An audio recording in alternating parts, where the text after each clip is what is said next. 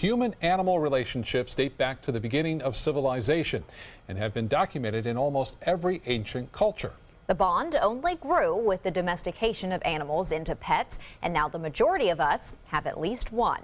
According to the American Pet Products Association's 2015-2016 survey, 65% of U.S. households own a pet, and that's up from 56% of households in 1988 when the survey was first taken.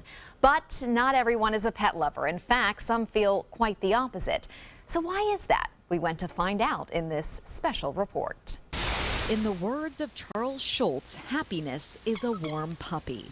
And it's hard to disagree when you see a face like this. But not everyone feels that way. I'm just not pet friendly. I don't know. They like me. Michael Richker is enjoying retirement on the Suncoast, but unlike many of his fellow empty nesters, it doesn't include pet ownership.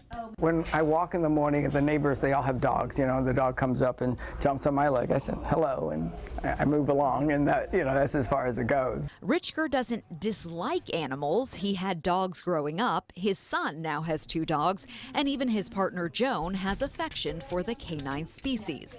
He doesn't really know why he's not a pet lover.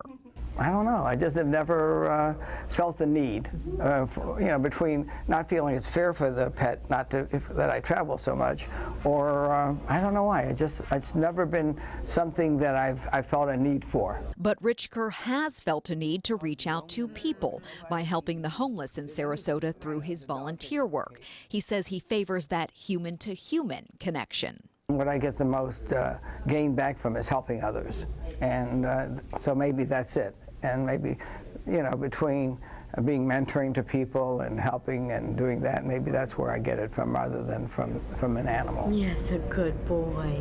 Many others feel a need to help animals. They don't judge you, I don't think. You know, they know when you love them, and they react to that. Danny Patz says there's something special about the feline friendships he's formed volunteering at Cat Depot in Sarasota. I love being able to work with a cat that's a little afraid when they first come in, and all of a sudden they're just loving you to pieces. You just have a little patience with them, show them love, and they turn right around and give you 10 times as much love back.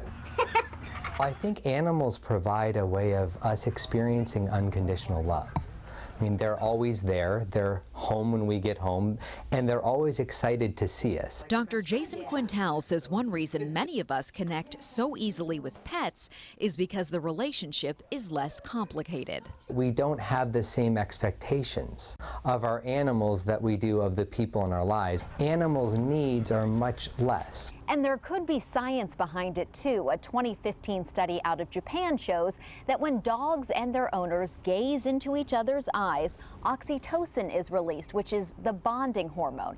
So why do some people not feel a connection with animals? Well, Dr. Quintal says much of it is situational.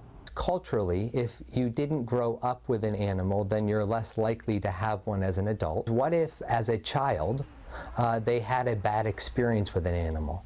Maybe at 3, a dog growled or barked. And from that moment, they kind of just have a little bit of a distancing, so then they never developed those same kind of connections.